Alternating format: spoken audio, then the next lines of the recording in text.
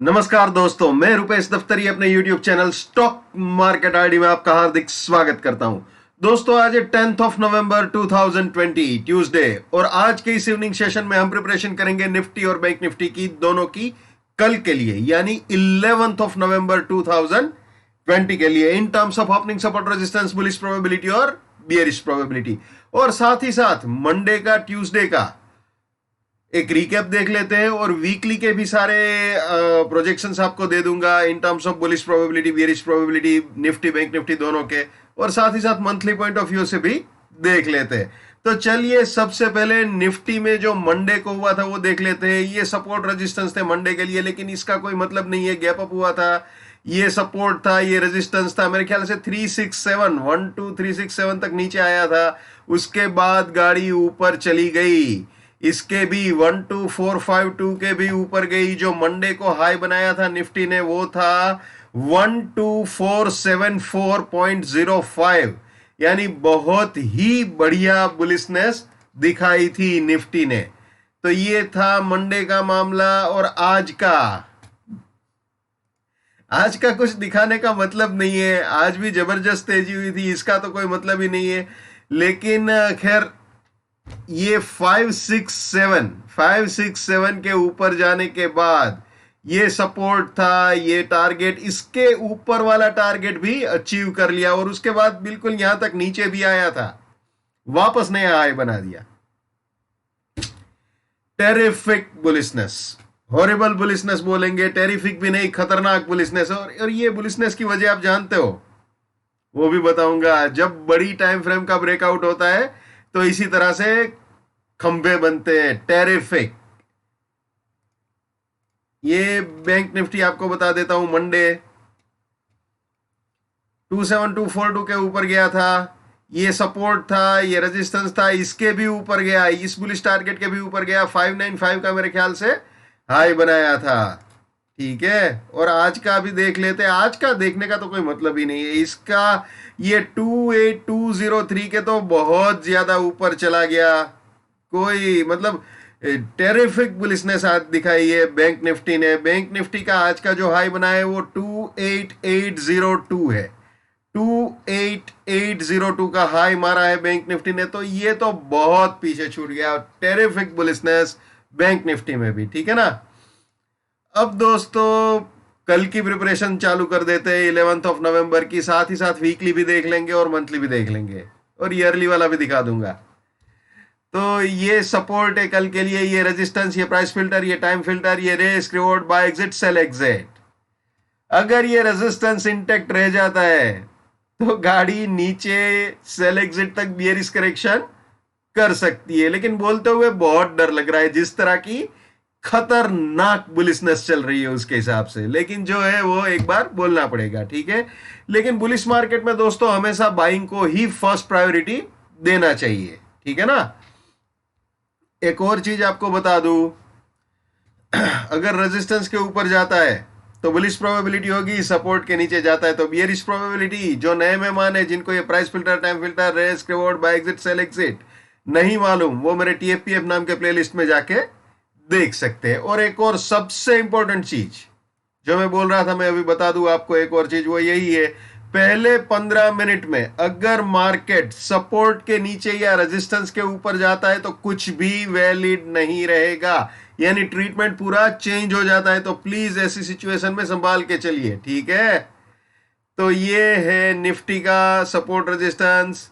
अब दोस्तों, रेजिस्टेंस के ऊपर गया विथ प्राइस फिल्टर और टाइम फिल्टर तो फिर बुलिश प्रोबेबिलिटी स्टार्ट हो जाएगी। ये आगे जी हम बुलिश प्रोबेबिलिटी में, अगर 695 के ऊपर जाता है तो 651 सपोर्ट, 735 फर्स्ट बुलिश टारगेट, इसके भी ऊपर गया तो 695 सपोर्ट और ये सेकंड बुलिश टारगेट हो सकता है। ये तो भैया वीकली का बाय एग्जिट भी है, जो बुलिश रिवर्सल में मैंने बताया था 1-2 महीने पहले, मुझे भी याद नहीं, 2-3 बार दिखा चुका हूं। अभी मैं थोड़ी देर में वो ईयरली भी दिखा दूंगा।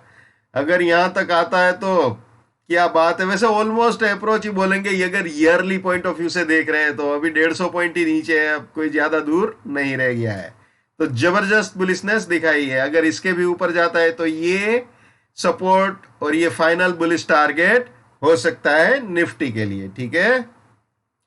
तो दोस्तों ये तीनों बाइंग के एंट्री या री एंट्री पॉइंट बन सकते हैं, और ये तीनों प्रॉफिट बुकिंग या पार्शियल प्रॉफिट बुकिंग पॉइंट्स हो सकते हैं। ठीक है, अगर रास्ते में कहीं पे भी सपोर्ट टूटता है दोस्तों, तो वहां पे अपनी बुलिशनेस को टाटा बाय बाय बोल देना चाहिए। टूटता है इससे मेरा तात्पर्य है विथ प्राइस फिल्टर और time filter. Price filter time filter को कभी भी इग्नोर मत कीजिएगा। ठीक है, अब दोस्तों ये स्लोगन हमेशा याद रखना है, my bullishness lives till my support lives, my support finish my bullishness finish, my bearishness lives till my resistance lives, my resistance finish my bearishness finish. इसको भी हमेशा याद रखना है दोस्तों। ठीक है, never buy at resistance or buying exit, never sell at support or selling exit, let's maintain trading discipline, let's do money management, let's do risk management, let's win। दोस्तों मैं अपना टेक्निकल एनालिसिस का नॉलेज चार्जेबल बेसिस पे share करता हूं। 81,000 मेरा fees है। 15 नवंबर 2020 तक मैंने 51,000 रखा हुआ है। ठीक है, तो ऑलमोस्ट मैं ये स्लाइड आपको लास्ट टाइम दिखा रहा हूं, नेक्स्ट सेशन से आपको फिर से 81,000 ही दिखेगा। ठीक है, 7990415253 मेरा मोबाइल नंबर है। चलिए वापस निफ्टी में आ जाते हैं भैया। ये बुलिश प्रोबेबिलिटी हमने देख ली, अब बियरिश प्रोबेबिलिटी देख लेते। ये है बियरिश प्रोबेबिलिटी। जैसे बुलिश प्रोबेबिलिटी में समझाया वैसे ये अगर सपोर्ट टूटता है तो बियरिश प्रोबेबिलिटी स्टार्ट हो जाती है।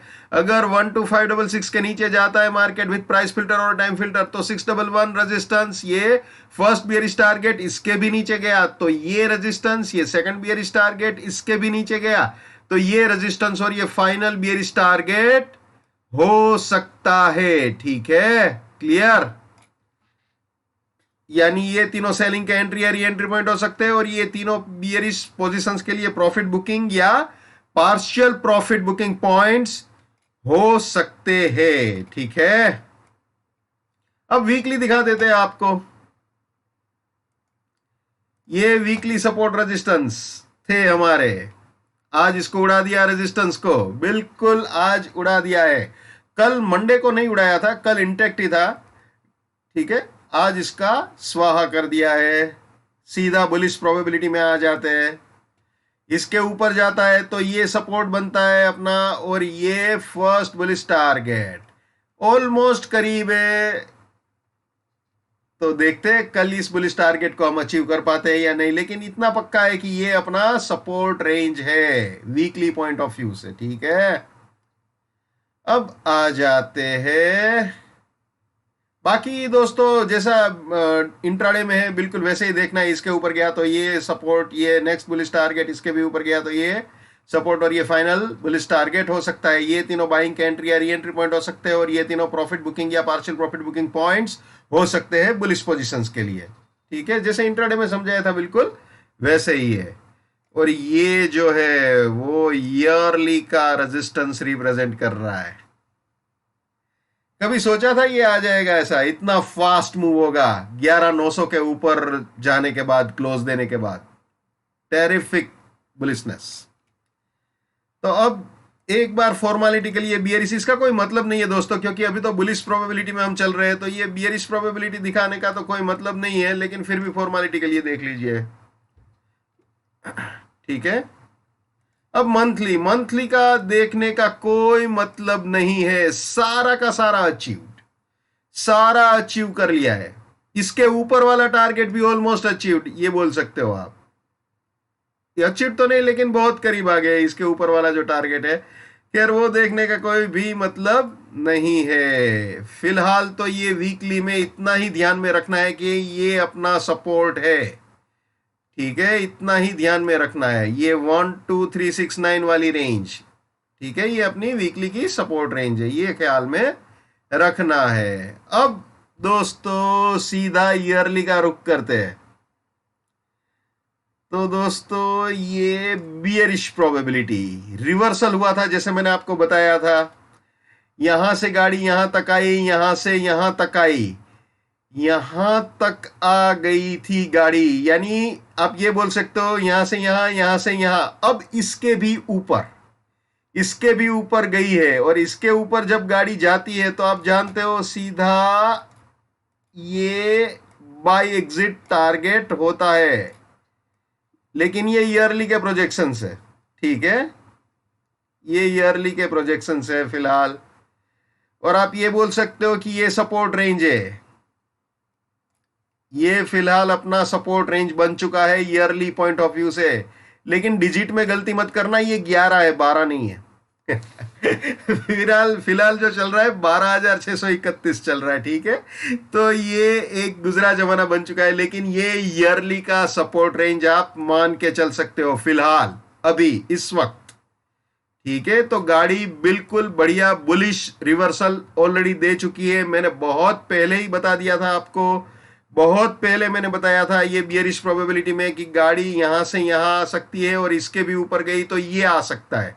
ये सारी चीजें मैं स्टेप बाय स्टेप पिछले 2 या 3 महीने से कंसिस्टेंटली आपको बता रहा था, और मैं ये बता रहा था कि अगर इसके ऊपर गया तो बहुत ही जबरदस्त बुलिशनेस होगी, और ये हुआ भी है।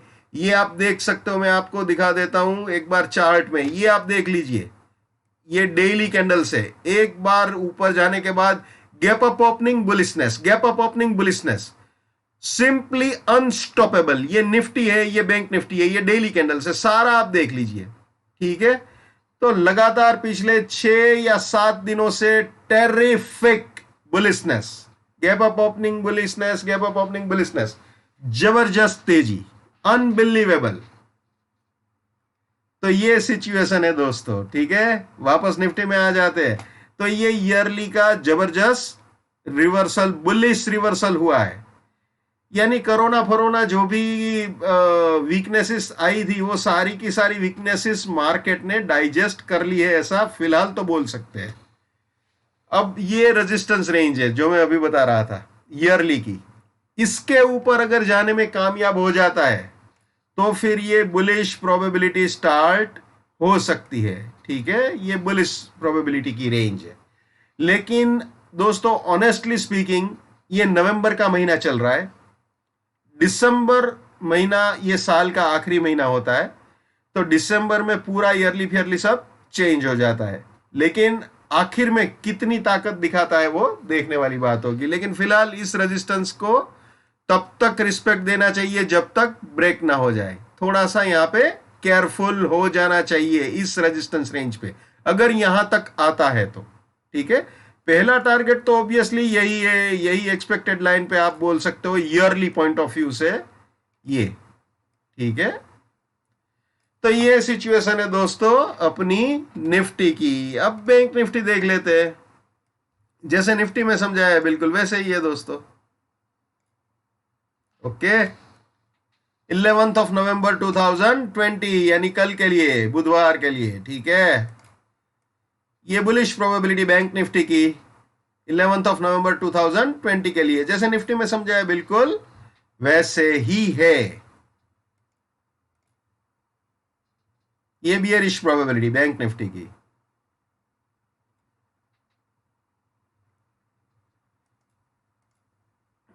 ये वीकली सपोर्ट रेजिस्टेंस, इसके ऊपर गाड़ी जा चुकी है, आप जानते हो, ठीक है। ये सपोर्ट रेंज था, ये रेजिस्टेंस रेंज था। अब बुलिश प्रोबेबिलिटी में आ जाते हैं, तो ये फर्स्ट बुलिश टारगेट भी अचीव हो चुका है। इसके ऊपर जाने के बाद ये फर्स्ट बुलिश टारगेट भी अचीव हम कर चुके हैं, ठीक है। अब बियरिश प्रोबेबिलिटी भी दिखा देते हैं, इसका कोई मतलब नहीं है जब तक बुलिश प्रोबेबिलिटी में सपोर्ट इंटैक्ट है, ये देखने का कोई मतलब नहीं है कोई, लेकिन जस्ट फॉर्मेलिटी के लिए आपको दिखा रहा हूं। अब मंथली का तो भैया क्या बोलूं, इसको तो बिल्कुल चबा के, कच्चा चबा के खा गया है, सारे टारगेट्स अचीव, खत्म, ठीक है। अब इसमें ईयरली बियरिश प्रोबेबिलिटी में आ जाते हैं, इसके ऊपर ये वाला टारगेट पड़ता है ईयरली का, इसके अंदर भी बुलिश रिवर्सल हो चुका है। तो अगर सब कुछ सही सही चलता है तो ये आ सकता है, ठीक है। लेकिन दोस्तों एक चीज का हमेशा ख्याल रखना, स्मॉलर टाइम फ्रेम के थ्रू ही मेजर टाइम फ्रेम को अप्रोच करना बुद्धिमानी होती है। अगर ऑनेस्टली आप देखो तो मार्केट जबरदस्त गैप अप भी हो रहा है, ऊपर भी जा रहा है, लेकिन अगर आप ध्यान से ऑब्जर्व करोगे तो आपको पता चलेगा, मैंने आपको मंडे का भी दिखाया, ट्यूसडे का भी दिखाया, मार्केट एक बार सपोर्ट के पास आके बाइंग का मौका डेफिनेटली दे रहा है, इसमें कोई दो राय नहीं है। मंडे को भी नीचे आया था, 355 का सपोर्ट था, 367 तक नीचे आया था, और बैंक निफ्टी में 072 वाला सपोर्ट था और 110 के करीब आया था नीचे। तो ऑलमोस्ट एवरी डे एक अपॉर्चुनिटी टेंटेटिवली मिलती है, और अगर कभी ना भी मिले तो छोड़ दीजिए, लेकिन अननेसेसरी रिस्क लेना बहुत ही खतरनाक हो सकता है, ठीक है। और जहां तक बियरिशनेस करने का सवाल है, तो अगर सपोर्ट टूटता है तभी और सिर्फ तभी बियरिशनेस करनी चाहिए, और सपोर्ट टूटने से मेरा तात्पर्य है विथ प्राइस फिल्टर और टाइम फिल्टर। अगर विथ प्राइस फिल्टर और टाइम फिल्टर सपोर्ट नहीं टूटता है तो वहां पे अपने आप को रोकना चाहिए, क्योंकि कई बार स्पाइकी बिहेवियर होता है, और आज भी हुआ था एक बार।